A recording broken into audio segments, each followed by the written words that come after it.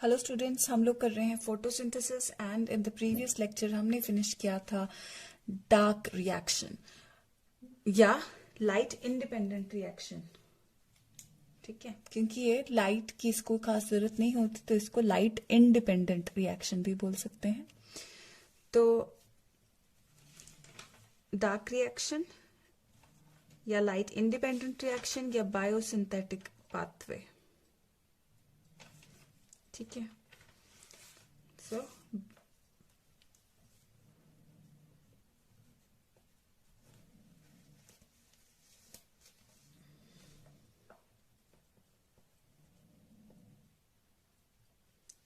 Light independent reaction भी इसको कह सकते हैं। ठीक है, डार्क में थोड़ा मिसनोमर आ जाता है, यहाँ पे अगर लाइट इंडिपेंडेंट कहते हैं तो ये बेस्ट रहता है। ओके, तो अभी हम स्टार्ट कर रहे हैं next topic which is photo respiration.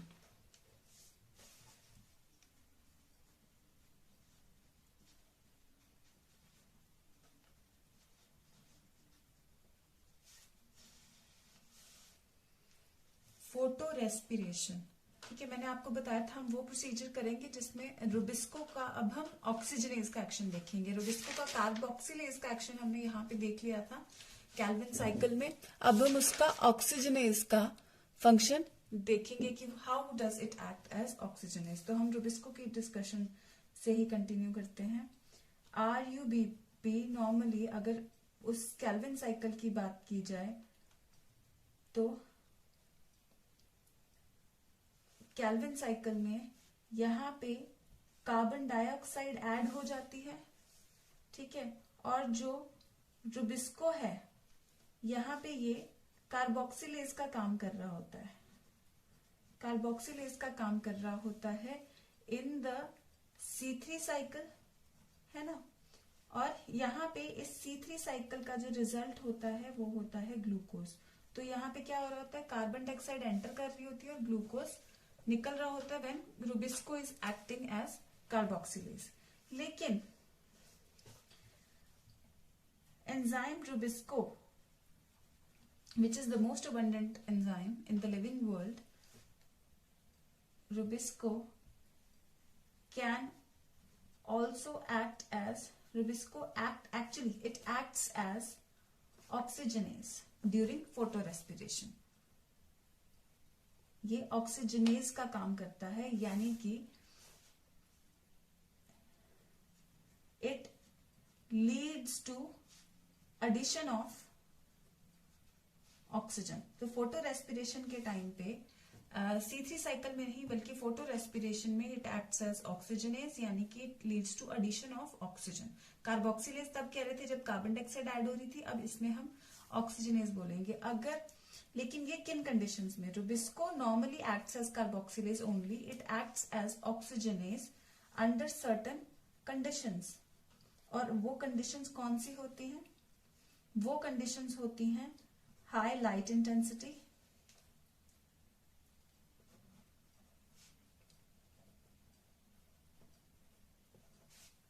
Photo की बात है क्योंकि लाइट की बात है, high temperature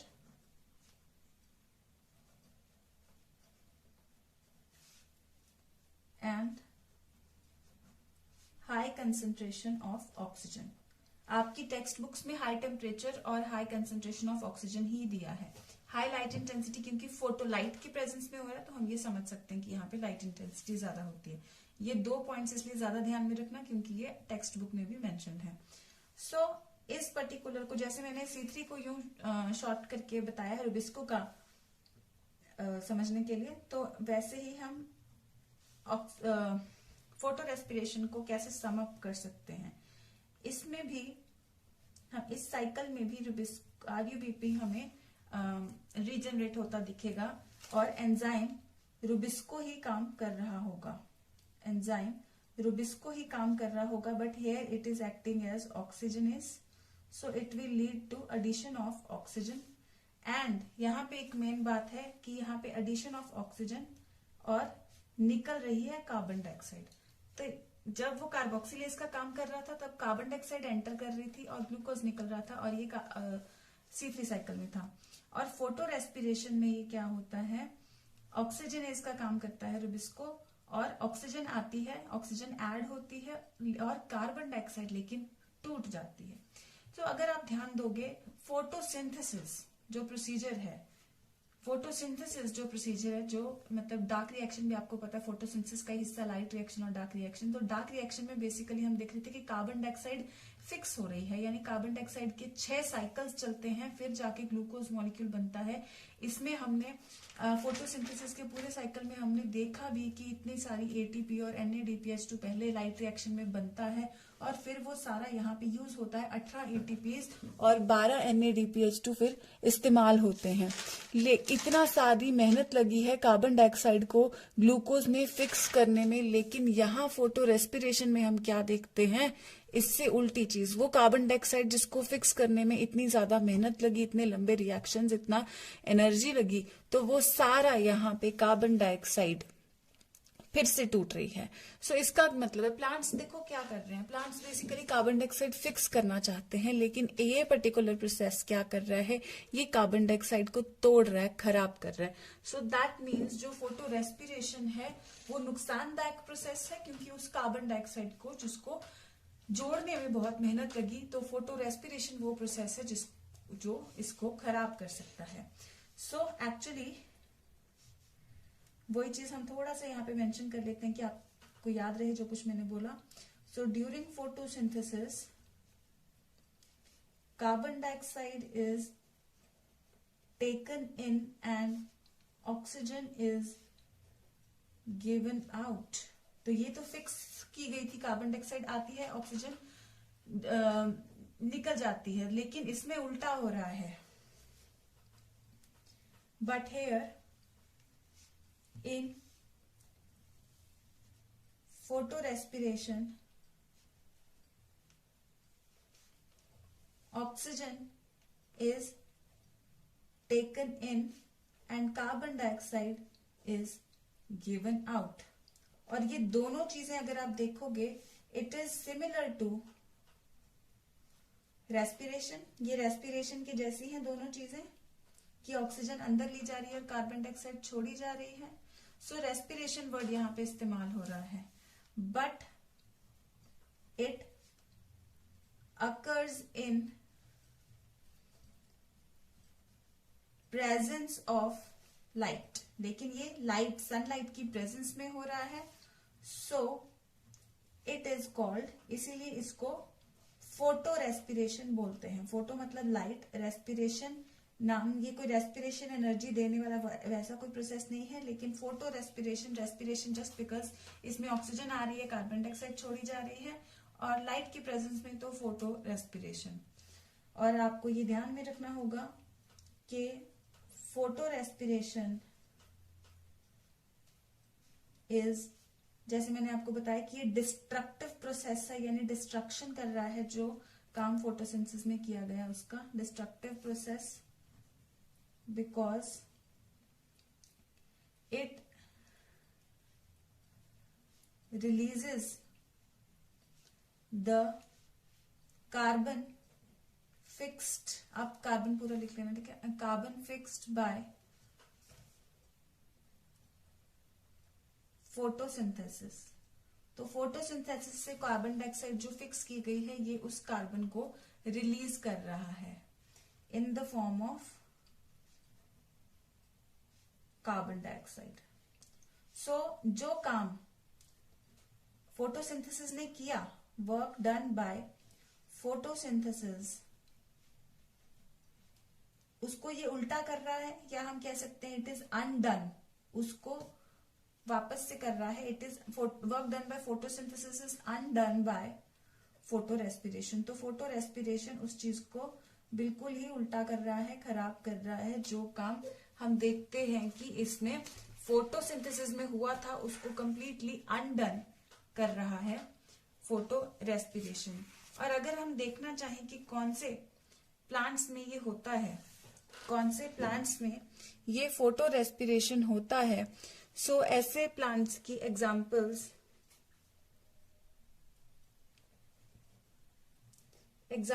of plants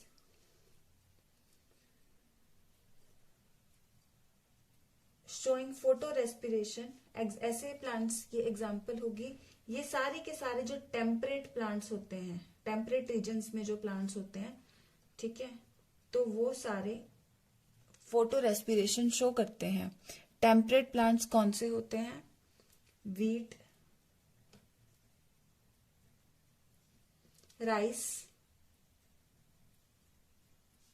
beans, barley etcetera. तो ये फोटो रेस्पिरेशन कर देते हैं। मेनली एक्चुअली जितने भी प्लांट्स C3 साइकिल कर सकते हैं उनमें कैपेसिटी होती है एक्चुअली C3, क्योंकि इनमें रुबिस्को होता है, ठीक है। तो इनमें जितने भी प्लांट C3 साइकिल एग्जिबिट करते हैं, they have the capacity to undergo photorespiration also, but under these 3 condition. So this also you can note down, ठीक है।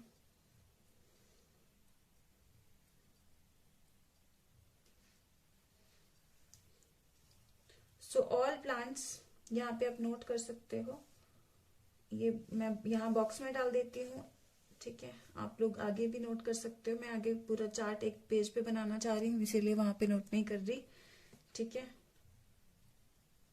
या यहाँ पे मैं स्टार मार्क कर देती हूँ, उसका पॉइंट मैं यहाँ लिख रही हूँ, ठीक है, जो लास्ट में आना चाहिए। So all plants that undergo, जो भी प्लांट्स C3 साइकिल कर सकते हैं, और plants that undergo C3 cycle can undergo photorespiration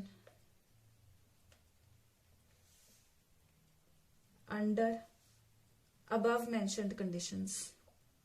Under above mentioned conditions.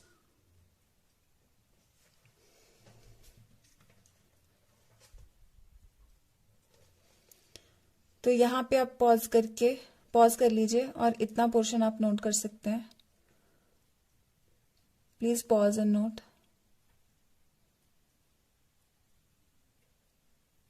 I hope you have paused and noted.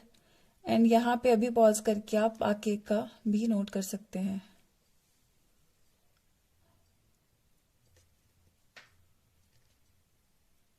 I hope you have noted. So this is photosynthesis, okay. So if क्योंकि यहाँ पे मैंने थोड़ा छोटा हो गया था, लिखा गया था यहाँ पे और यहाँ पे, इसलिए मैंने थोड़ा ऊपर करके आपको जूम इन करवा के नोट करवाया है, पॉज करवा के। वैसे तो विजिबल है, मैं देख रही हूँ फोन से, ये सारा विजिबल तो है, ठीक है, फिर भी मैंने यूं क्लोज करके आपको दिखाया है। और अगर किसी को भी दिक्कत लगी हो तो आई वॉन्ट एक्चुअली आप नोट समझ आ जाए आपको कैसे होने, इसीलिए I am doing this. Notes proper बनने जरूरी हैं इसमें, क्योंकि यहाँ से नोटबुक से ही मैक्सिमम क्वेश्चंस आप लोग अटेम्प्ट कर पाएंगे इसके, ठीक है। सो अभी डिटेल में हम लोग फोटो रेस्पिरेशन कर लेते हैं। हालांकि इतना डिटेल हम लोग को इतना नहीं चाहिए, बट थोड़ा हम लोग इसमें इसको समझ लेते हैं, ठीक है। सो ये जो प्रोसेस है ये 3 पार्ट्स में हम करेंगे। क्लोरोप्लास्ट, पेरोक्सिसोम और माइटोकॉन्ड्रिया में ये होता है।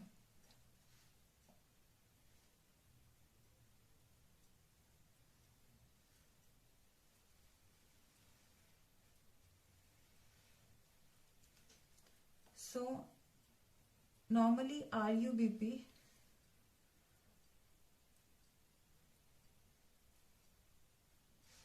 जो प्रोसेस हमने पहले डिस्कस किया C3 साइकिल, वो कहाँ हो रहा है? क्लोरोप्लास्ट में हो रहा है, ठीक है। सो RUBP PGA में कन्वर्ट होता है, PGAL में कन्वर्ट होता है, और फिर RUBP में। यही 3 स्टेप्स थे, ठीक है। यही 3 स्टेप्स में हमने डिस्कस किया मेनली, ठीक है। तो यहाँ पे क्या हो रहा है? कार्बन डाइऑक्साइड ऐड हो रहा है। So carboxylation, reduction and recovery, regeneration, ये 3 स्टेप्स में कर रहे थे हम। यहाँ पे it was RUBP was acting as, RuBisCO was acting as RUBP carboxylase. तो मैं यहाँ पे RUBP कार्बोक्सिलेज लिख रही हूँ इसको, रुबिस्को को, बिकॉज हेयर इट इज उसकी RUBP की कार्बोक्सिलेशन ही वो करवा रहा है, ठीक है। लेकिन अभी इन अनफेवरेबल कंडीशंस, इसको थोड़ा सा और ऊपर बना लेंगे क्लोरोप्लास्ट को, अभी इन अनफेवरेबल कंडीशन जब ऑक्सीजन का ज्यादा एडिशन हो जाएगा, ठीक है, जब ऑक्सीजन इसमें ऐड होनी होगी, तो उस टाइम पे RuBP will act as RuBP oxygenase. और यहां पे फिर क्या बनेगा, यहां पे बनेगा फॉस्फोग्लाइकोलेट।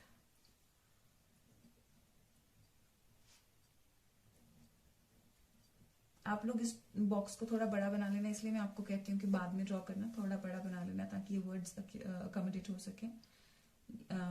और फॉस्फोग्लिसरैल्डिहाइड इसमें ग्लूकोज भी बना देता है, ये भी हम लोग जानते हैं, ठीक है। तो ये प्रोसेस जो है अभी तक का जितना हमने किया, देखो यहाँ पे C3 साइकिल है ये जो हम डिस्कस करा रहे हैं।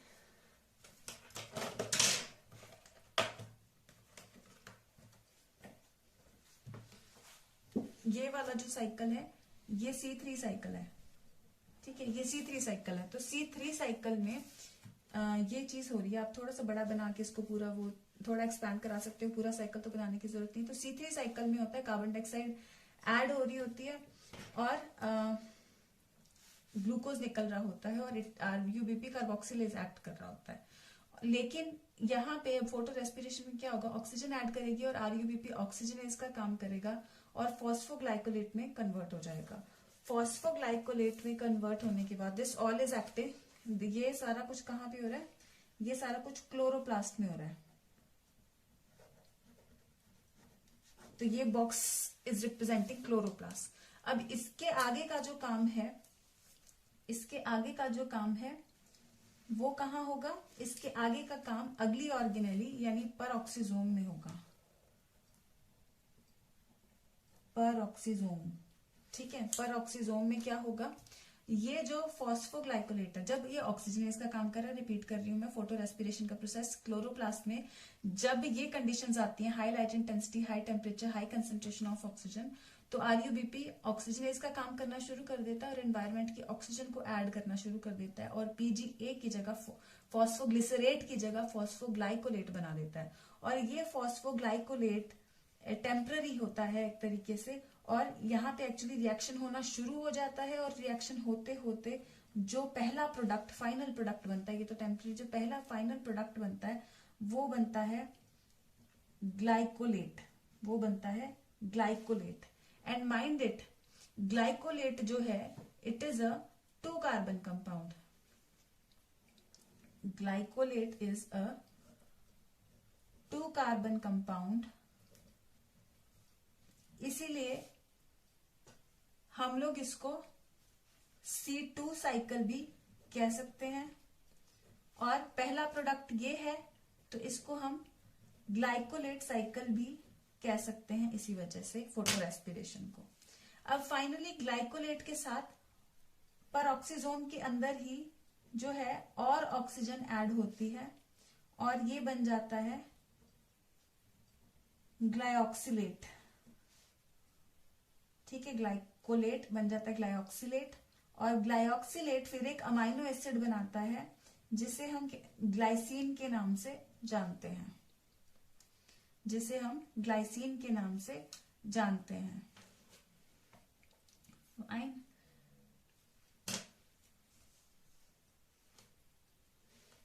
और फिर आगे क्या होता है, आगे के प्रोसेस में, आगे का प्रोसेस कहाँ होगा, आगे का प्रोसेस होगा अगले ऑर्गेनेली विच इज माइटोकॉन्ड्रिया में, बिल्कुल माइटोकॉन्ड्रिया में, ठीक है। तो माइटोकॉन्ड्रिया में जाके ये ग्लाइसिन जो है ये अब माइटोकॉन्ड्रिया में एंटर कर जाएगा और यहाँ पे सपोज 2 ग्लाइसिन के मॉलिक्यूल्स अगर एंटर कर जाते हैं तो ये फाइनली एक प्रोसेस यहाँ पे बनता है कि glycine gets converted into another amino acid which is serine, ठीक है। और इसी दौरान यहाँ पे ये वो स्टेप होता है जब इसमें से कार्बन डाइऑक्साइड और अमोनिया ये दोनों बाहर आते हैं, ठीक है। और फाइनली ये माइटोकॉन्ड्रिया से इस तरीके से बाहर आ जाते हैं। ठीक है, तो यहाँ पे ये सेरीन जो है ये वापस से एंटर कर जाता है पेरोक्सिसोम में, और सेरीन फिर क्या बना देता है, सेरीन बना देता है हाइड्रोक्सी पायरुवेट।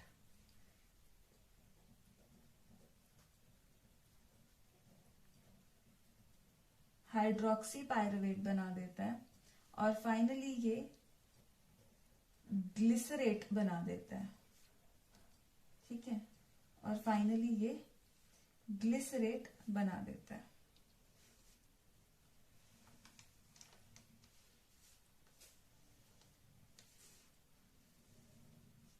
तो बाद में बॉक्सेस बनाना ज्यादा बेहतर है ताकि आप बड़ा लिख पाओ।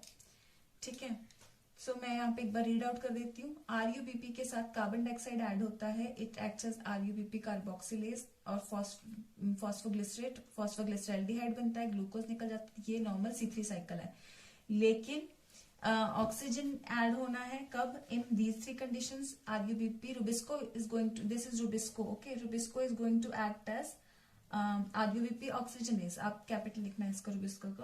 देन फॉस्फोग्लाइकोलेट बन जाता है और फाइनल प्रोडक्ट, यहाँ पे जो पहला प्रोडक्ट आता है वो ग्लाइकोलेट आता है। ठीक है, ये इंटरमीडिएट प्रोडक्ट होता है, फाइनल रिएक्शन प्रोडक्ट ये नहीं होता, यानी कि इंटरमीडिएट बीच में फॉस्फोग्लाइकोलेट भी बनता है और पहला प्रोडक्ट जो फाइनल बनता है पेरोक्सिसोम में पहुंच के ग्लाइकोलेट बनता है।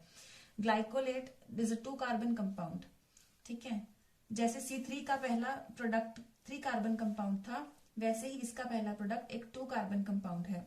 सो ये आगे ऑक्सीजन और ऐड होती है, glyoxylate, then glycine. Glycine 2 molecules अगर इधर एंटर कर जाते हैं तो ये सेरीन बना देते हैं। सेरीन एक दूसरा अमाइनो एसिड है, ये दोनों अमाइनो एसिड्स हैं, लेकिन सेरीन बनाते वक्त इसमें से कार्बन डाइऑक्साइड और अमोनिया निकल जाता है। ठीक है, कार्बन डाइऑक्साइड इस तरीके से यहाँ पे ऑक्सीजन ऐड होती है और कार्बन डाइऑक्साइड बाहर निकलती है, ये जो हमने शॉर्ट में किया था। So this is the procedure of oxygen addition and carbon dioxide elimination. ठीक है,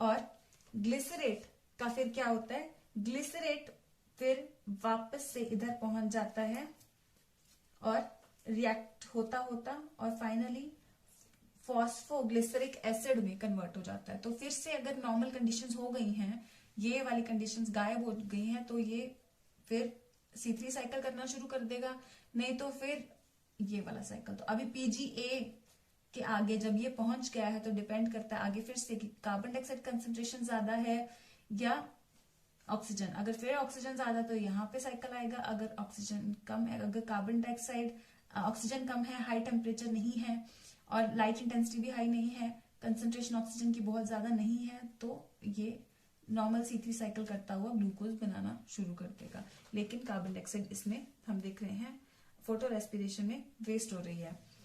ठीक है, तो ये तो नुकसानदायक प्रोसेस हो गया। तो C3 साइकिल, जो प्लांट्स सिर्फ C3 साइकिल शो करते हैं उनमें ये होता है, लेकिन कुछ प्लांट्स ऐसे हैं जिनमें कुछ ऐसे मैकेनिज्म्स हैं जो इसको अवॉइड कर सकते हैं, जिनसे वो ऐसे मैकेनिज्म्स को अवॉइड कर सकते हैं। तो ये एक सिंपल सा प्रोसीजर है फोटो रेस्पिरेशन का, जिसके आपको सिर्फ ये थोड़ा लर्निंग है, इसमें थोड़े नाम ही आपको याद करने हैं। एक और चीज वैसे मैं इसके बारे में आपको बताना चाहती हूँ कि ये वाला जो अमोनिया है, ठीक है, ये एक्सक्रीट आउट भी हो सकता है, लेकिन इसके पास एक और ऑप्शन होता है, वो हमारे सिलेबस में नहीं है, इसलिए मैं यहाँ पे लिख नहीं रही हूँ। ये अमोनिया जो है, ये अमोनिया कई बार पेरोक्सिसोम में वापस चला जाता है और ग्लाइसिन के साथ, कुछ हद तक ग्लाइसिन के साथ ऐड होके यहीं पे भी ग्लाइसिन सेरीन में कन्वर्ट हो सकता है। ठीक है, तो ये चीजें यहाँ पे भी कुछ रिवर्सिबल रिएक्शंस चलते रहते हैं। ठीक है, सॉरी सेरीन इसमें अमोनिया यहाँ पे आ जाता है और सेरीन इसमें ऐड होके ग्लाइसिन में कन्वर्ट हो सकता है। तो ये प्रोसीजर यहाँ पे भी पॉसिबल है कि ये अमोनिया यहाँ पे चला जाए और सेरीन के साथ, क्योंकि सेरीन बनते वक्त ये अमोनिया निकला है, तो हो सकता है अमोनिया पेरोक्सिसोम में एंटर करके सेरीन से ग्लाइसिन बनाए। अगर ये चीज नहीं समझ आई, कोई दिक्कत नहीं है। बेसिकली यहाँ पे plus ammonia gives glycine, this is possible, but that is not in our syllabus. तो मैं आपको यहीं पे इतना ही लिखवाऊंगी कि ये आरयूबीपी ऑक्सीजनेस की तरह एक्ट करेगा और ग्लाइकोलेट पहला प्रोडक्ट बन जाएगा। ग्लाइकोलेट से ग्लाइसिन बनेगा, ग्लाइसिन सीरीन में कन्वर्ट हो जाएगा इधर, सीरीन इधर वापस जाके ग्लिसरेट बनाएगा, ग्लिसरेट पीजीए करके वापस क्लोरोप्लास्ट में एंटर कर जाएगा। This is all you need to know. ये सारा प्रोसीजर जो हमने डिस्कस किया है, this is nothing but photorespiration का detailed process, not too much detail, not too less detail, sufficient for you to understand it. ठीक है, so this is about photo respiration. It is a very important topic, not as important as photo respiration होता क्या है ये आपको ज्यादा पता होना चाहिए, और इनके कुछ चीजें आप लोग रीड आउट करेंगे और अपने टेक्स्ट बुक्स वगैरह भी, तो आपको समझ आ जाएगा कितना is very important to learn, but understanding the concept is really very very important. Concept समझ आना बहुत ज्यादा जरूरी है, ठीक है। लेकिन सबसे इंपॉर्टेंट यहाँ पे फिर भी C3C4 ही रहते हैं। तो ये प्रोसेस क्या है, डिस्ट्रक्टिव प्रोसेस है, और इसमें ऑक्सीजन आ रहा है, कार्बन डाइऑक्साइड छूट रही है। This all is very important. यहाँ पे this thing you can note if you haven't, this thing was a bit shorter, बाकी मैंने पूरा बड़ा कर दिया था। So this is nothing but phosphoglycolate, fine, and this is just C3 cycle का शॉर्ट फॉर्म अब drawn, and oxygen addition RuBP oxygenase then phosphoglycolate. Actually ये मैं बहुत okay fine. Photo respiration, fine. So I'll just give you some time to note it down. I will give you very few minutes to note it down, nearly 4 minutes. So I would like you to, अगर आपको time ज्यादा लगता है तो please pause करके कर लेना note, ठीक है।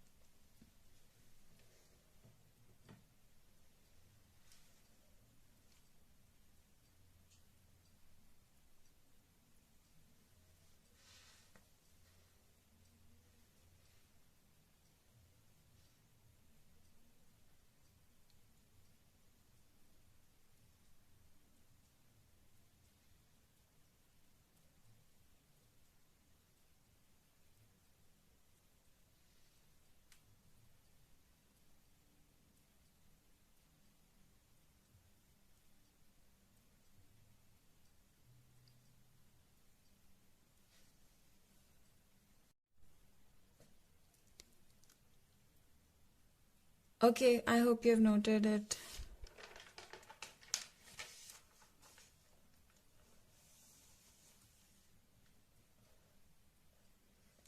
सो ये जो है हमारा फोटो रेस्पिरेशन का, सो एक्चुअली इसके बारे में आपको बताना चाहती हूँ कि इतना लॉस तो प्लांट्स सारे नहीं होने देंगे। तो कुछ प्लांट्स ऐसे होते हैं जिन्होंने कोई मैकेनिज्म तैयार किया है इसको अवॉइड करने के लिए। सो C4 प्लांट्स बोलते हैं उनको हम। अब C2 हो गया, C3 हो गया, आप सोचो C4 क्या है ना। So what is C4? C4 एक प्रोसेस है, C4 साइकिल है। तो C4 साइकिल शो करने वाले प्लांट्स C4 प्लांट्स होते हैं। So there are C4 plants, they show certain adaptations. C4 plants show certain adaptations to avoid this loss. Which loss?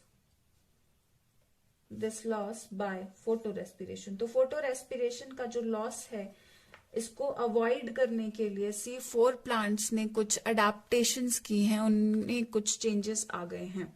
और ये जो मेन अडेप्टेशन इसको हम लोग जो बोलते हैं कि ये क्या हो रही है, ये एक पाथवे फॉलो करते हैं जिसको हम लोग C4 पाथवे कहते हैं, या इसको हम हैच एंड स्लैक पाथवे भी हम इसको कह सकते हैं, क्योंकि it was given by hatch and slack scientist. Fine. Example C4 plants के: मेज, sorghum, sugar cane,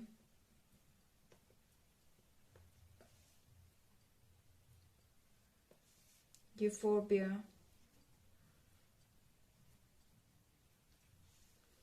Chenopodium, etc.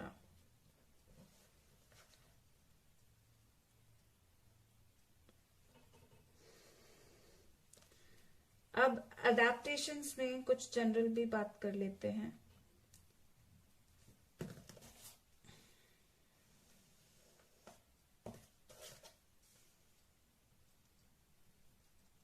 Adaptations in C4 plants to avoid photorespiration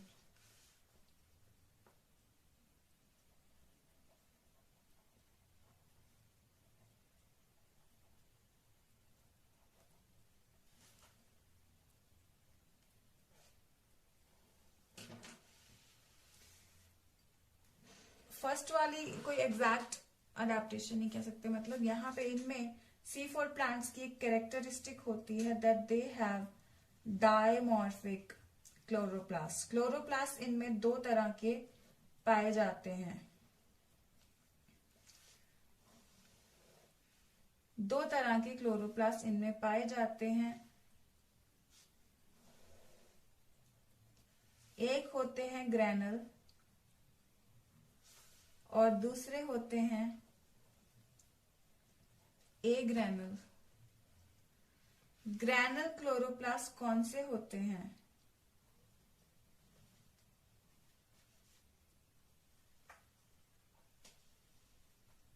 Jin normal chloroplast की हमने पहले बात की थी, जिनमें ग्रैना होते हैं, थैलेकॉइड ग्रैना बनाते हैं, ठीक है। Multiple grana are linked together by stroma lamellae. So ये वाले क्या थे? यहाँ पे क्या होता है? थैलेकॉइड होते हैं, ग्रैना होते हैं, ये सब हम लेबल कर चुके हैं पहले, है ना। ये स्ट्रोमा लैमेले होते हैं। तो ऐसे क्लोरोप्लास्ट आर नोन एज ग्रैनल। ए ग्रैनल क्या होंगे? ए ग्रैनल वो होंगे जहां पे ग्रैना नहीं होंगे। तो ग्रैना किसके बनते हैं? थैलेकॉइड के बनते हैं। यानी कि ए ग्रैनल क्लोरोप्लास्ट में थैलेकॉइड्स ही नहीं होंगे तो होगा क्या?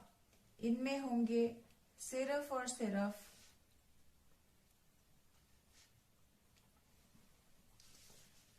स्ट्रोमा लैमेले। तो सिर्फ स्ट्रोमा लैमेले पाए जाते हैं ए ग्रैनुल क्लोरोप्लास्ट में।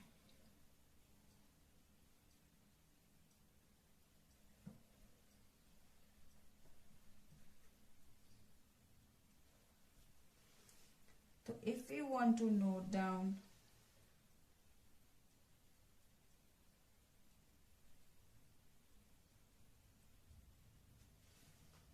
differences, so they have granum या grana. Grana have thylakoids. So grana में thylakoids है, that means they have pigments responsible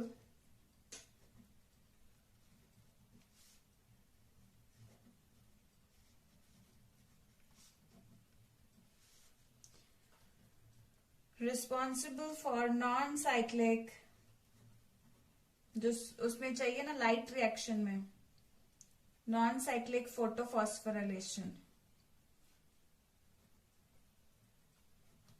तो वो सब इसमें यानी कि होती है। और इधर ग्रेना नहीं होते, तो इनमें नॉन साइक्लिक के लिए जो पिगमेंट्स उसमें चाहिए वो नहीं होगी। तो वही सिंपल है, no need to write, if you want to write you can. ठीक है, तो डिफरेंस है, तो they have it, they don't have it basically.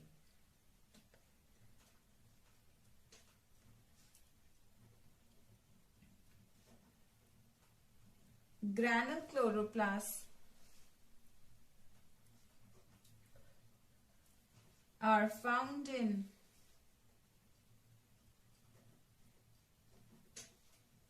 mesophyll cells। ये हमें पता है इस चीज का, है ना, मेसोफिल सेल्स में ये होते हैं। ये मैं सारा आपको प्रोसीजर करा चुकी हूँ, location of photosynthesis, site of photosynthesis topic में। तो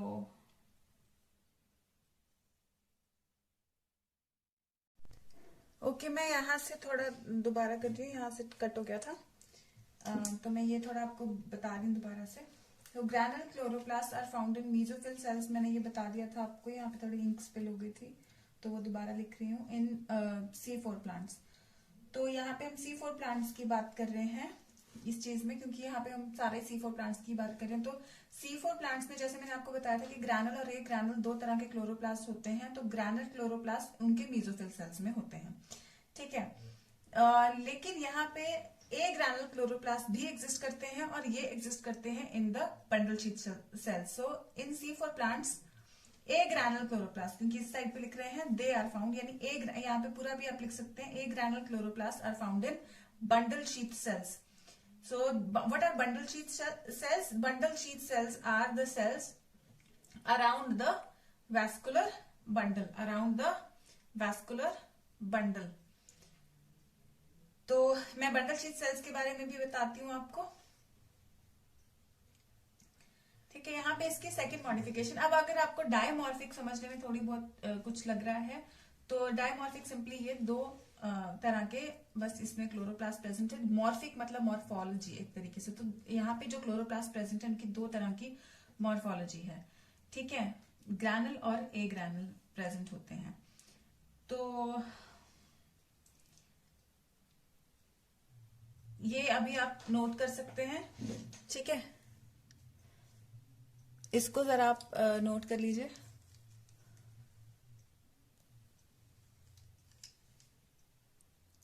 फिर मैं आगे आपको, बिकॉज ये पेज फोल्ड किया हुआ, बिकॉज यहाँ पे हो गया था एक्चुअली कुछ, तो वो देखा मैंने, रिकॉर्ड नहीं हुआ, तो मैं यहाँ पे दोबारा करा रही हूँ आपको। तो इसको जरा नोट डाउन करो, तो मैं आगे करवाती हूँ आपको।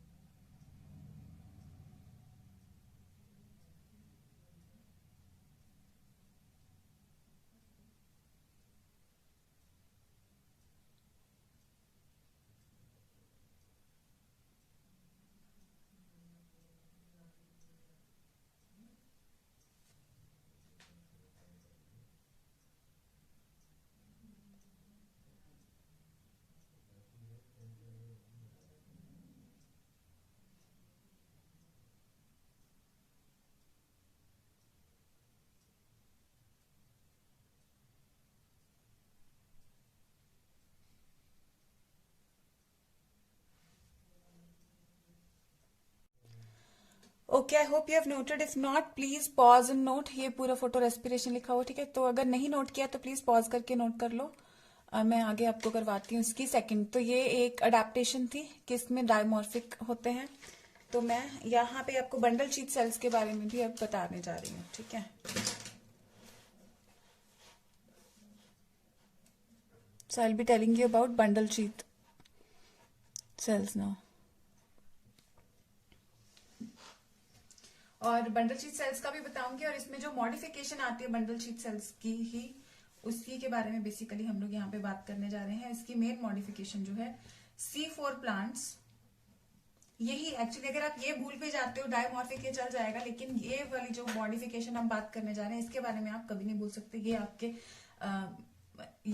लिए बहुत ज्यादा इंपॉर्टेंट है।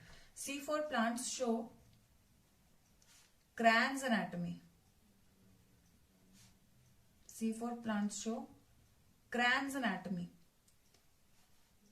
That is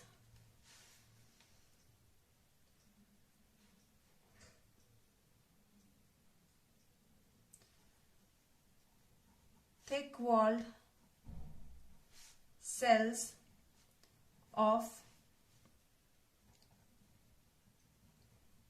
bundle sheath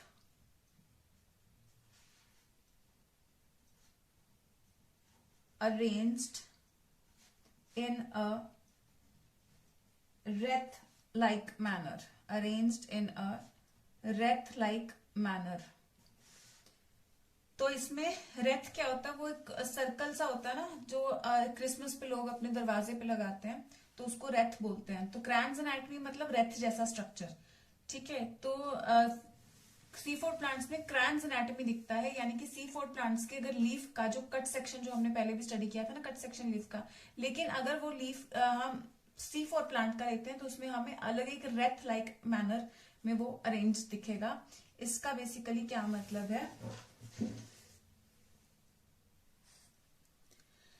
ये रेथ होता है, ठीक है। ये शायद आपने देखा होगा कि लोगों ने इस तरीके से दरवाजे के बाहर लगे होते हैं क्रिसमस पे, ठीक है। तो ये होता है रेथ। तो शायद आपने मूवीज वगैरह में या कहीं देखा हो। सो रेथ लाइक मैनर, यानी इस तरीके से सर्कुलर मैनर में अरेंज्ड होते हैं ये सेल्स।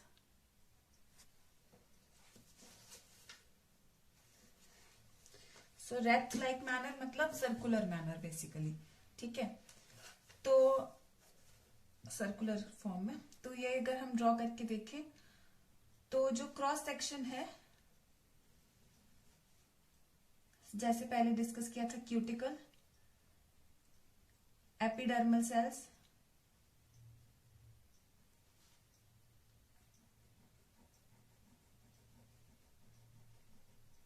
पैलिसेड सेल्स,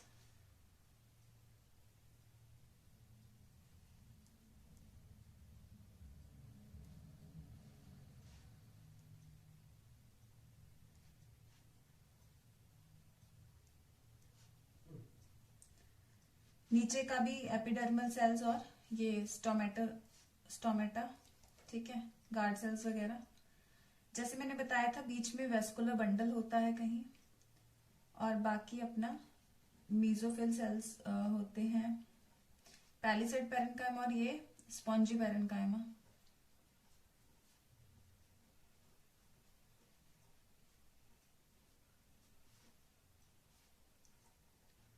तो यहाँ पे वेस्कुलर बंडल में जो हम रेथ लाइक मैनर की बार बार बात कर रहे हैं, what exactly is this Wraith like manner. This Wraith like manner, यहाँ पे मोटे मोटे, जैसे हमने कहा, थिक वॉल्ड सेल्स होते हैं।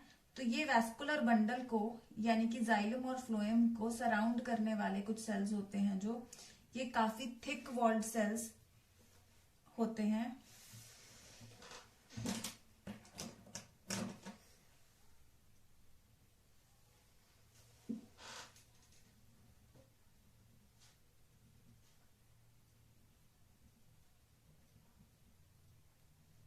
ठीक है, तो ये काफी थिक वॉल्ड होते हैं सेल्स।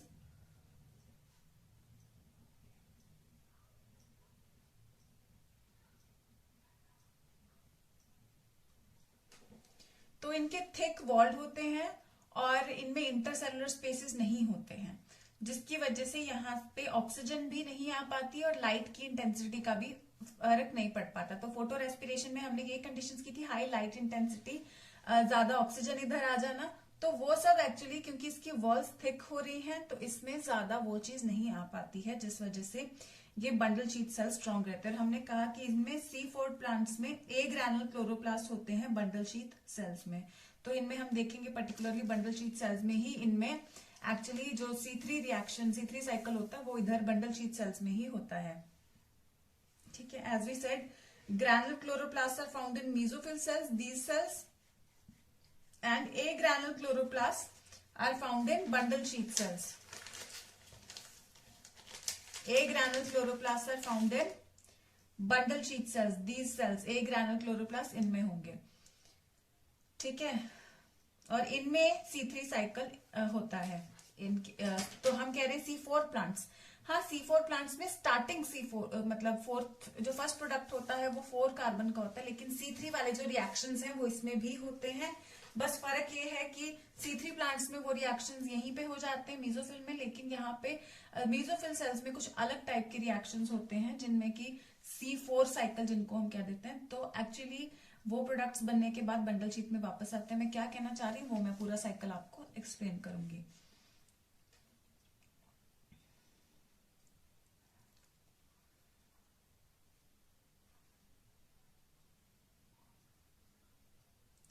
तो लाइट रिएक्शन जो बेसिकली होता है, लाइट रिएक्शन को जो है ग्रैनुल क्लोरोप्लास्ट चाहिए होते हैं क्योंकि थैलेकॉइड्स चाहिए होते हैं उसमें।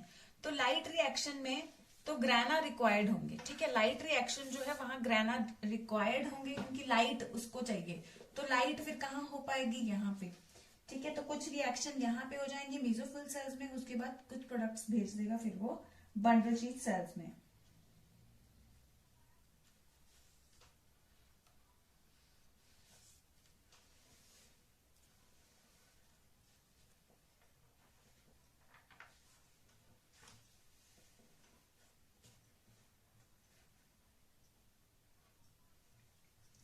बंडल शीट सेल्स काफी लेयर्स भी बना सकते हैं। यहाँ पे हम सिंगल लेयर बता रहे हैं, लेकिन they can form multiple layers also.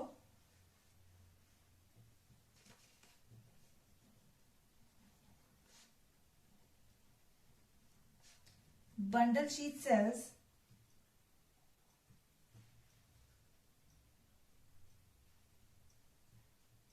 may form several layers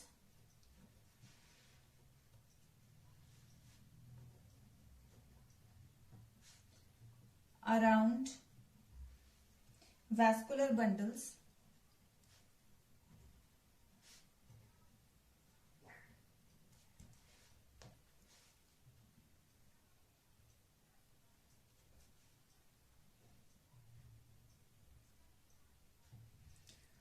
certain characteristics of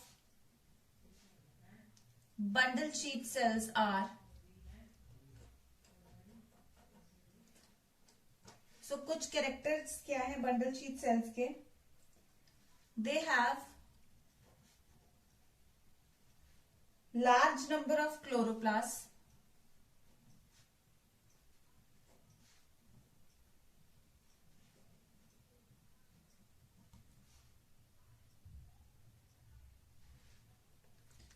they are thick walled,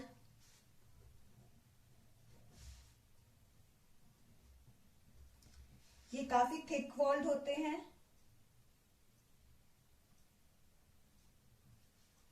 thick wall होने के कारण दे आर इम्परवियस या इम्परमिएबल कह सकते हैं टू गैसियस एक्सचेंज। तो इसीलिए यहाँ पे जो हम कहते हैं ना कि हाई ऑक्सीजन इंटेंसिटी आ जाए तो फोटो रेस्पिरेशन हो जाती है, तो they are thick walled impervious to gaseous exchange. तो यहाँ पे फिर ऑक्सीजन यहाँ पे नहीं आती है एक्सेस में, तो फोटो रेस्पिरेशन का चांस भी नहीं रहता है।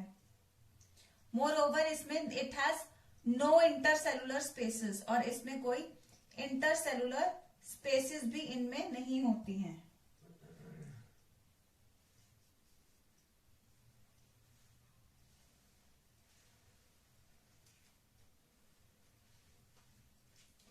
जिस वजह से हमें पता चलता है कि यहाँ पे ये सारी चीजें नहीं हो पाती हैं।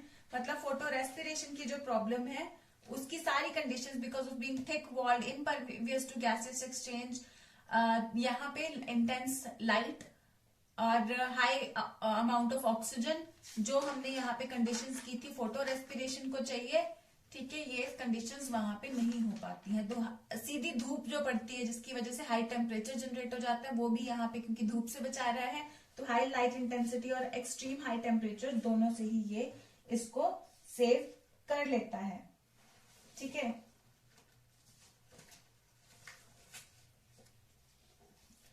तो नेक्स्ट हम बात करेंगे ये पूरा साइकिल जो है C4 प्लांट्स वाला, इसको मैं आपको इन डिटेल समझाऊंगी। तो मैं इसका पूरा चार्ट बना दूंगी आपके सामने, ठीक है, कि कैसे ये बनेगा। एक्चुअली आपकी टेक्स्ट बुक्स में या कहीं पे भी ये चीज मेंशन नहीं होती, वहां पे C4 एसिड, C3 एसिड ऐसे टर्म्स यूज किए गए हैं, लेकिन which is that C3 acid and which is that C4 acid वो क्लियर नहीं है। तो जब चीजें क्लियर नहीं होती तो हमारे कंसेप्ट में भी कमी रह जाती है। तो इस वजह से मैं इन चीजों को थोड़ा इन डिटेल आपको थोड़ी सी डिटेल, ज्यादा डिटेल नहीं कराऊंगी। ये चार्ट्स अदरवाइज बहुत डिटेल में होते हैं, लेकिन मैं आपको ज्यादा डिटेल भी नहीं कराऊंगी और बहुत कम भी नहीं कराऊंगी। इतना कराऊंगी कि आपको समझ भी आ जाए, आपको याद करना भी आसान रहे। तो जितना समझने के लिए जरूरी है उतना हम लोग नोट करेंगे। तो यहाँ पे जो कंटेंट आपके सामने है इसको जरा नोट डाउन करें। ये है रेथ लाइक मैनर, इसको भी जरा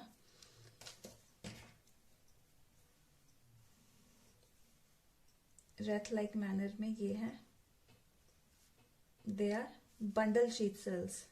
बाकी सारा तो हम पहले लेबल कर ही चुके हैं। ये एक स्पेशल यहाँ पे एड ऑन है। तो I give you some time, please note down the contents.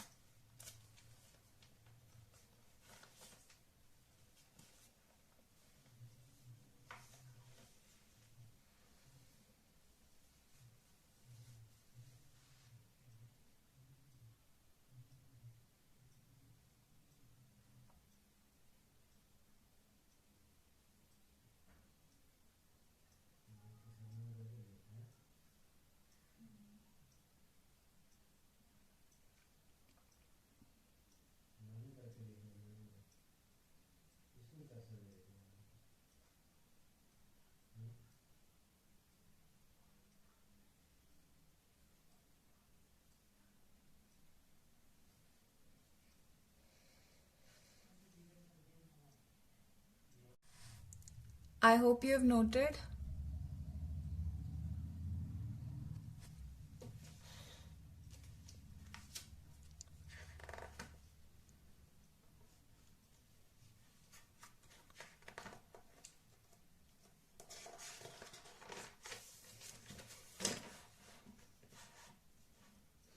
तो यहाँ पे जो C4 पाथवे है ये भी इंपॉर्टेंट है, जैसे C3 है, ठीक है, तो ये भी इंपॉर्टेंट है पाथवे।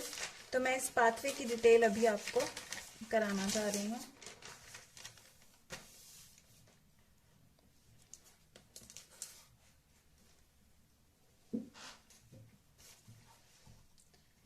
C4 साइकिल बोल देते हैं इसको, या C4 पाथवे बोल देते हैं। अब C3 को हम C3 क्यों कह रहे थे, क्योंकि उसका जो फर्स्ट प्रोडक्ट था वो 3 कार्बन कंपाउंड था। इसका फर्स्ट प्रोडक्ट जो है वो 4 कार्बन कंपाउंड है। और इसको हैच एंड स्लैक पाथवे भी कह देते हैं साइंटिस्ट के नाम पे, hatch and slack pathway, hatch and slack pathway, ठीक है, हैच एंड स्लैक पाथवे भी इसको बोल दिया जाता है, ठीक है। तो फर्स्ट कंपाउंड जो इसमें है वो क्या है, जो 4 कार्बन कंपाउंड है, जिसकी वजह से C4 बोलते हैं,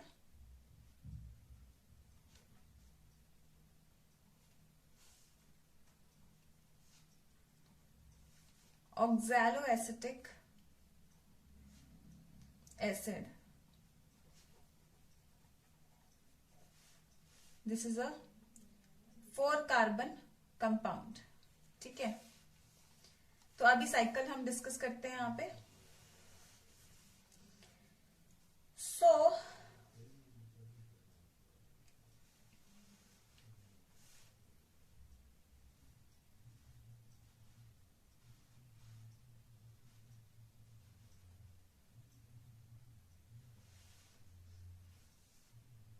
लीफ के सरफेस से आएगी ना कार्बन डाइऑक्साइड फॉर एग्जांपल, तो कार्बन डाइऑक्साइड जरूरी है फोटोसिंथेसिस के लिए, तो कार्बन डाइऑक्साइड एंटर करती है।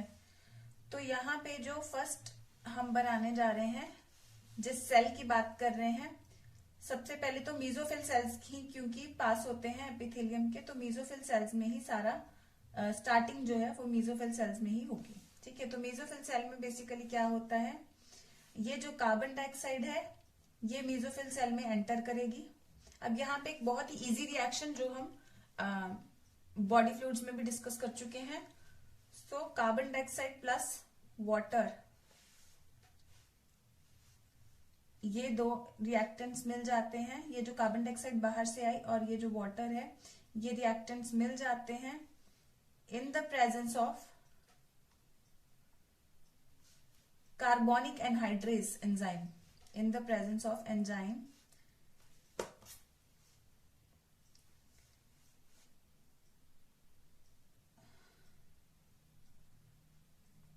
कार्बोनिक एनहाइड्रेज, कार्बोनिक एनहाइड्रेज, तो यहां क्या बन जाएगा H2CO3। ये बस रिएक्टेंट्स दिखाने हैं आपको, जैसे भी रिएक्शन दिखा सकते हैं। कार्बोनिक एनहाइड्रेज H2CO3 बन जाता है, H2CO3 से बाइकार्बोनेट आयन और H आयन, ठीक है, ये स्प्लिटिंग हो जाती है, ये भी हमें पता ही है, कार्बोनिक एनहाइड्रेज की प्रेजेंस में हो जाती है। अब ये जो बाइकार्बोनेट आयन है, ये बाइकार्बोनेट आयन, इसमें एक कार्बन है, ये रिएक्ट करेगा किसके साथ, ये रिएक्ट करेगा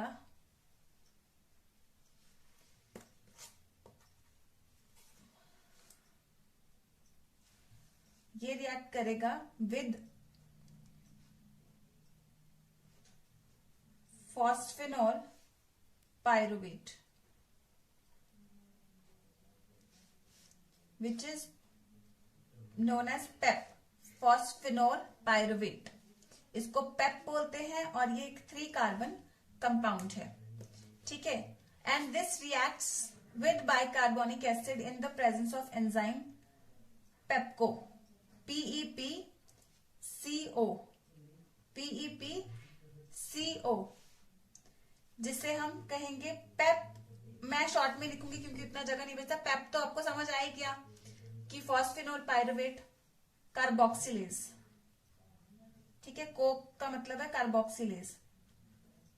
सो फॉस्फिनोल पायरुवेट कार्बोक्सिलेज यहाँ पे एक्ट कर रहा है क्योंकि कार्बन डाइऑक्साइड का ये वाला कार्बन इसमें हाइड्रोजनेटेड हो गया एक तरीके से कि कार्बन, लेकिन कार्बन ही ऐड कर रहा है कार्बन, तो कार्बोक्सिलेज पेप्को या फॉस्फिनोल पायरुवेट कार्बोक्सिलेज। फॉस्फिनोल पायरुवेट के साथ कार्बोक्सिलेट ऐड करता है बेटा।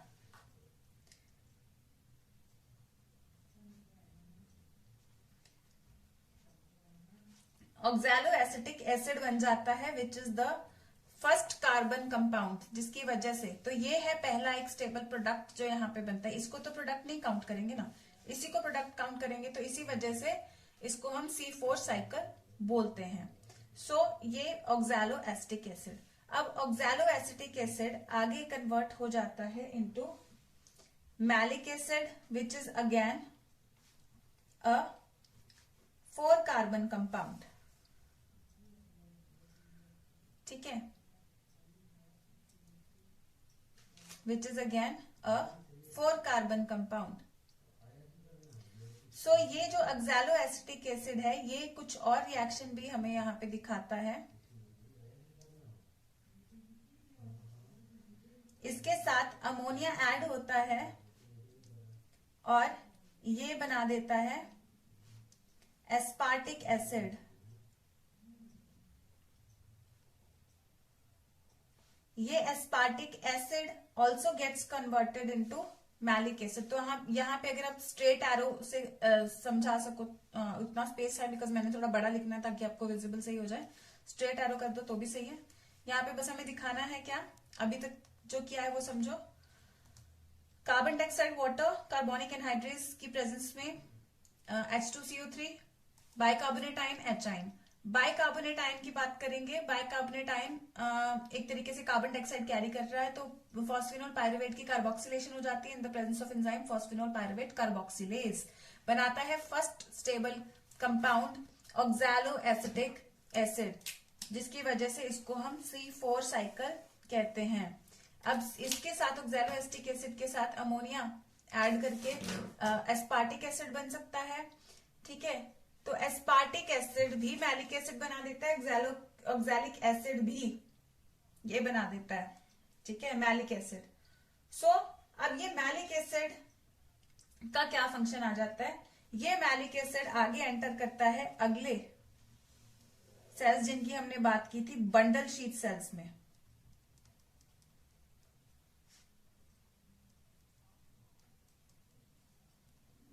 बंडल शीट सेल्स में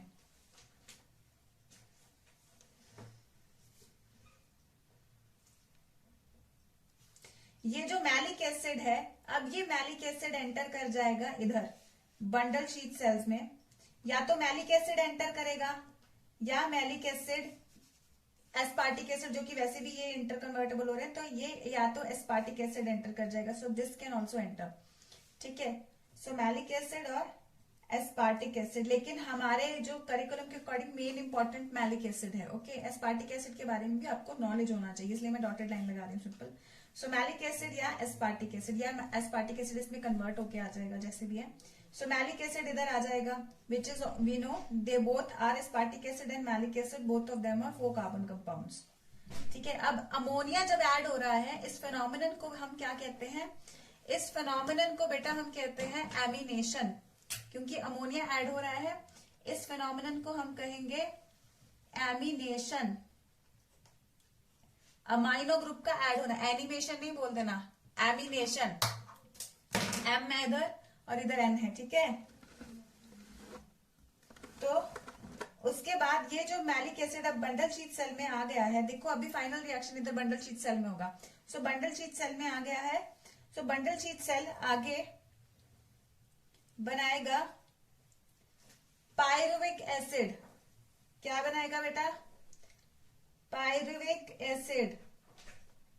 pyruvic acid is a 3 carbon compound. तो पायरुविक, अब this is a 4 carbon compound but pyruvic acid is a 3 carbon compound. So that means अब कार्बन डाइऑक्साइड इधर रिलीज होएगा, तो carbon dioxide which is a one carbon compound इधर release हो जाता है। तो यहां भी आप एक बेसिक इंपॉर्टेंस देखोगे, कार्बन डाइऑक्साइड इधर एंटर किया। नॉर्मली C3 साइकिल में क्या होता है, कार्बन डाइऑक्साइड एंटर करता है, C3 अपन ने स्टडी किया था इधर।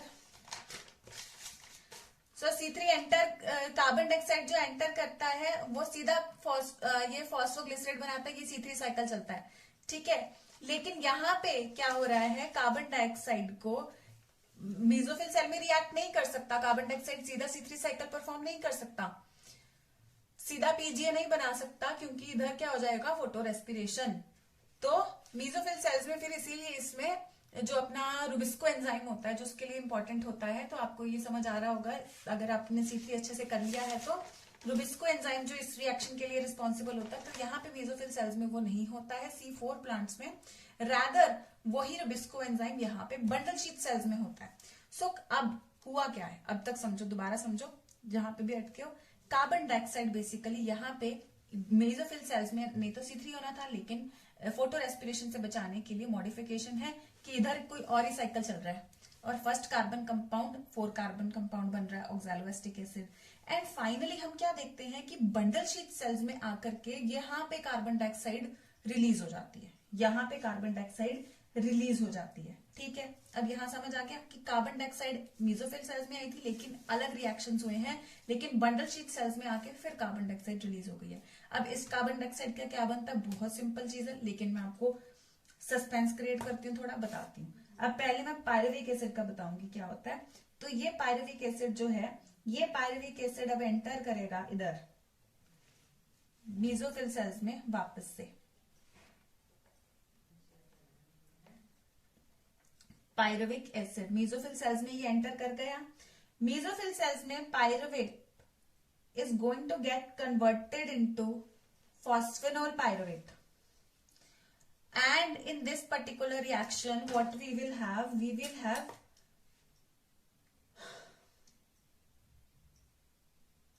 the usage of 2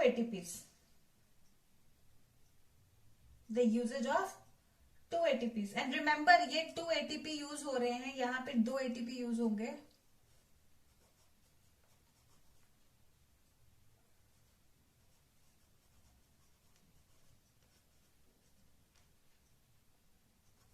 तो 2 ATP यूज होंगे, लेकिन ये 2 ATP यूज हो रहे हैं फॉर 1 कार्बन डाइऑक्साइड मॉलिक्यूल, यानी कि for generation for 1 carbon dioxide molecule. और ग्लूकोज बनने के लिए कितने चाहिए, 6।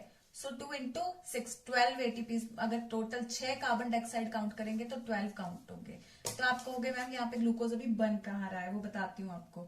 तो यहाँ पे ये जो कार्बन डाइऑक्साइड है, एक्चुअली दिस कार्बन डाइऑक्साइड, जैसे मैंने आपको बताया RUBP यहाँ पे पड़ा है बंडल शीट सेल में। So this carbon dioxide is going to react with RUBP over here in the presence of enzyme RuBisCO over here, and it is going to form PGA। वो पूरा C3 cycle यानी कि इधर चलेगा, तो PGA नहीं भी लिखते तो चलेगा, इधर ये पूरा C3 साइकिल यानी कि इधर चलेगा सेम वाला, जिससे कि क्या होता है, C3 साइकिल से ग्लूकोज निकल जाता है। एंड ग्लूकोज में 6 कार्बन है, लेकिन इधर 1 कार्बन दिखाया हुआ है, तो 6 साइकिल्स एक तरीके से इधर ये सारा 6 बार चलेगा सिस्टम। तो यानी कि इधर अगर 2 ATP दिखाया है तो 2 into 6 टोटल 12 ATP यूज हो रहा है, ठीक है। So this is all happening in the bundle sheet cells।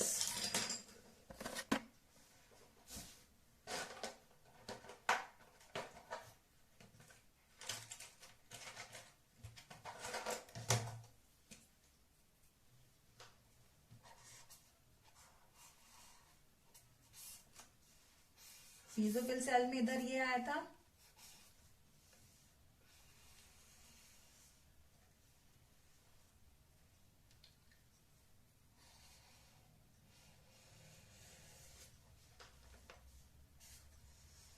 सो इसको पूरा आउटलाइन अभी कर देना है, that this is all is happening in mesophil cell, and here what all is happening is here in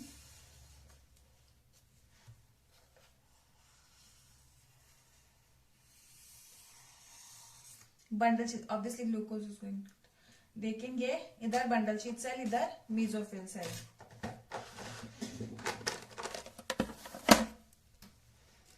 सो क्या हो रहा है इधर, C4 पाथवे हम लोग ने एक्सप्लेन किया है, फर्स्ट कंपाउंड ऑक्सैलोएस्टिक एसिड, साइकिल आते हैं इधर।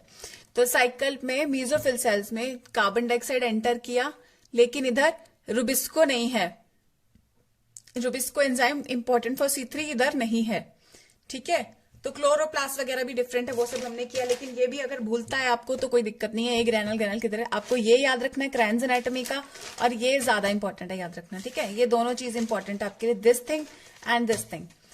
तो यहां पे क्या हो रहा है, कार्बन डाइऑक्साइड को अब क्योंकि रुबिस्को यहाँ पे बंडल शीट सेल्स में है, तो कार्बन डाइऑक्साइड को यहां से एक तरीके से एक्सपोर्ट किया जा रहा है बंडल शीट सेल्स में, because bundle sheet cells are the ones जहां पे C3 साइकिल अगर चलेगा तो फोटो रेस्पिरेशन नहीं हो सकता। आपको याद होगा फोटो रेस्पिरेशन के लिए यही जरूरी था, रुबिस्को ही ऑक्सीजनेशन करना शुरू कर देता है कार्बोक्सिलेशन की जगह पे फोटो रेस्पिरेशन के केस में।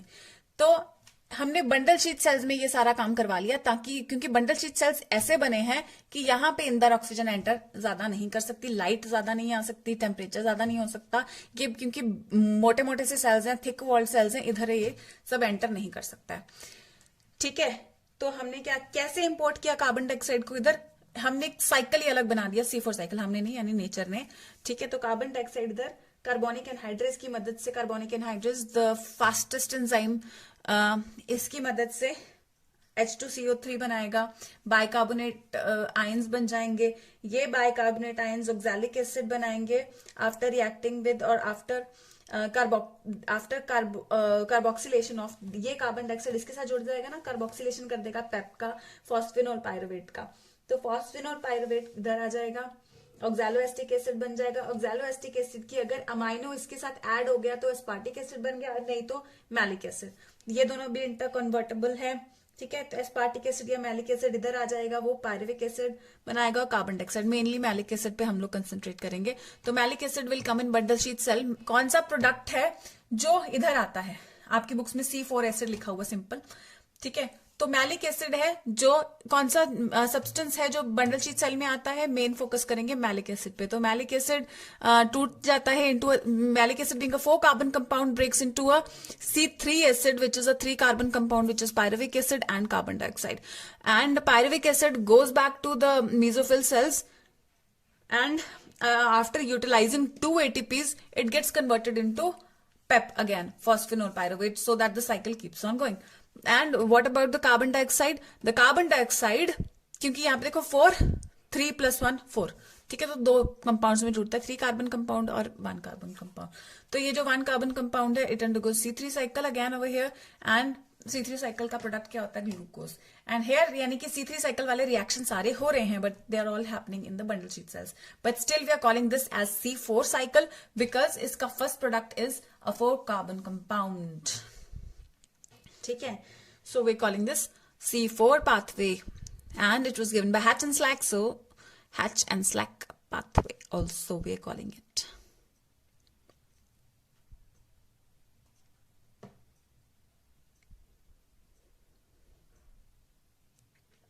तो यहाँ पे जरा नोट करो, मैं इधर फोकस करूंगी टेबल पे ताकि आप उसको सही से नोट डाउन कर लो।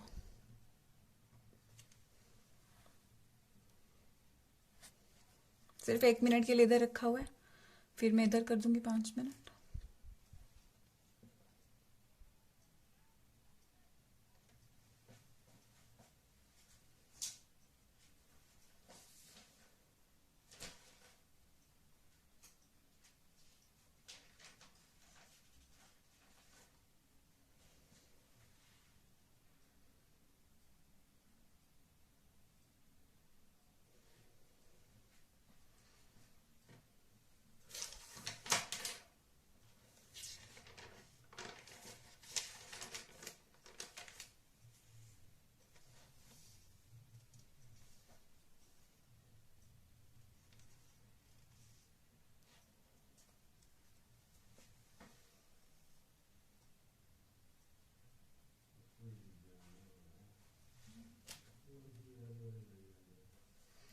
अभी इस पे ये नोट करो, लेकिन इससे पहले मैं यहाँ पे एक्चुअली हमें इसके नीचे लिखना चाहिए वैसे तो टोटल एटीपीज कितना यूज हो रहे हैं।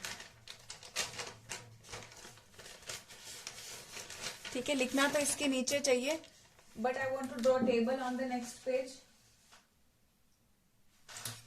ठीक है, I want to draw table on the next page, so I am writing it over here और you can note down just यहाँ पे भी कर सकते हैं वैसे नोट। ठीक है, अगर बंडल शीट सेल को हम इधर थोड़ा कर देते, बट मैं इसका यहाँ पे स्टार मार्क करके मैं लिख रही हूँ प्रीवियस पेज। आप लोग नेक्स्ट पेज पे लिखो तो भी ठीक है।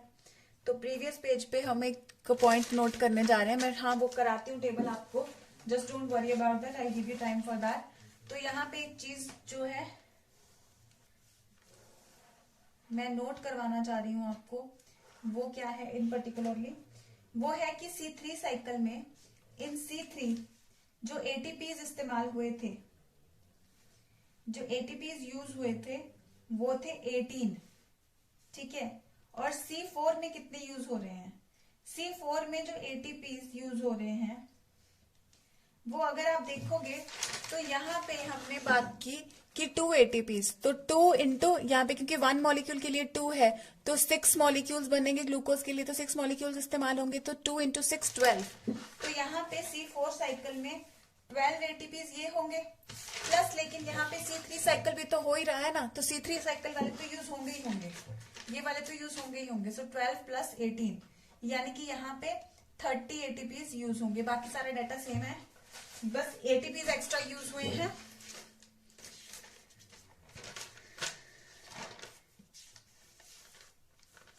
यहाँ पे हमने डाटा किया था ना, इसमें 12 NADPH2 और 18 ATP यूज हुए थे। ठीक है, तो यहाँ पे 18 एटीपीज का तो NADPH का तो सेम है, एटीपीज जो हैं वो अब 30 एटीपी और 12 NADPH2 यूज होते हैं इन C4 साइकिल। ठीक है, NADPH2 सेम ही है, तो मैं ये पॉइंट बस यहाँ पे नोट किया। इस लाइन, इसको एक लाइन में कहीं यहीं पे फिट कर सकते हो, कर लो, कोई बबल बना के फिट करना कर लो, नेक्स्ट पेज पे करना तो भी कर लो। ठीक है, तो अभी just this point please note it down.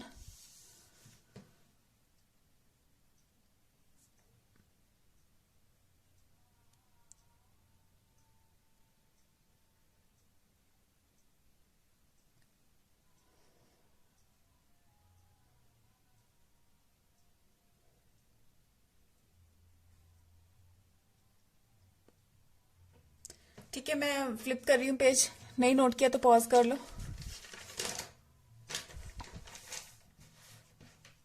तो ये जो साइकिल है, this also you must have noted, first compound is OAA oxaloacetic acid. ठीक है, तो this is known as OAA।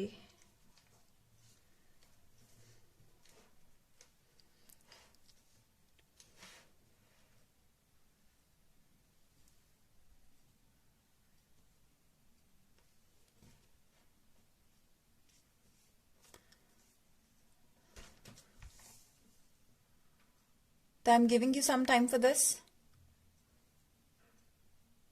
to please note down clearly. Okay, this is important. ये कहीं पे ऐसे नहीं दिया हुआ आपके और सोर्स, तो यहीं से आप ढंग से नोट करना ध्यान से।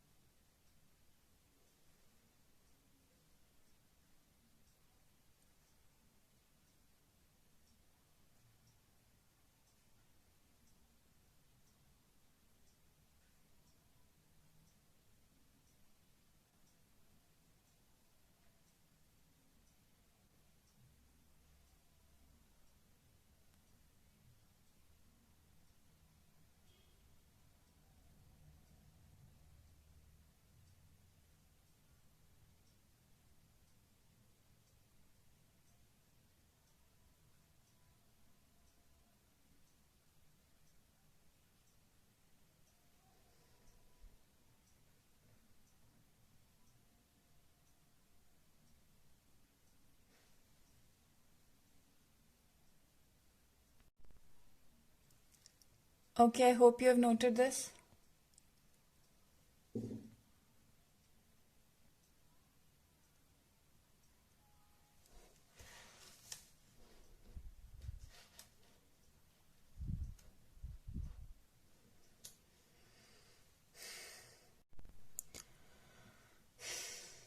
ओके तो हमने C4 साइकिल अभी कंप्लीट कर लिया पूरा. आई होप आपने अच्छे से नोट कर लिया सब कुछ. तो अभी हम तो C3 C4 अच्छे से रिवाइज करें आप नेक्स्ट लेक्चर में. तो हम नेक्स्ट लेक्चर स्टार्ट करेंगे with a differential chart between. तो हम डिफरेंसेस करेंगे C4 और C3 के बीच में. ठीक है, तो उससे शुरू करेंगे. मोस्ट प्रोबेबली नेक्स्ट लेक्चर में आपका चैप्टर एंड करने की कोशिश करेंगे. तो नेक्स्ट लेक्चर में आप पढ़ के आए. ठीक है, wanted to do today but lecture पहले बहुत बड़ा हो गया. तो आई थिंक बी गुड. तो C4 समझना आपके लिए बहुत जरूरी था आज. तो C4 का ही हमने बेसिक आज डिस्कशन किया है. तो इसको समझना आपके लिए बहुत ज्यादा इम्पोर्टेंट है. ठीक है, दोनों टॉपिक्स फोटो रेस्पिरेशन और ये लिंक्ड है. बेसिकली फोटो रेस्पिरेशन को अवॉइड करने के लिए ही ये है. तो इसको समझना आपके लिए बहुत जरूरी है. तो इसको अच्छे से लर्न करें, अच्छे से स्टडी करें, आराम से ठंडे दिमाग से बैठ के पढ़ाई करें. लेक्चर को बार बार सुने तो भी याद हो सकता है. तो अच्छे से आप याद करें, अपने अपने तरीके अपनाएं. All the best for this lecture. That's all.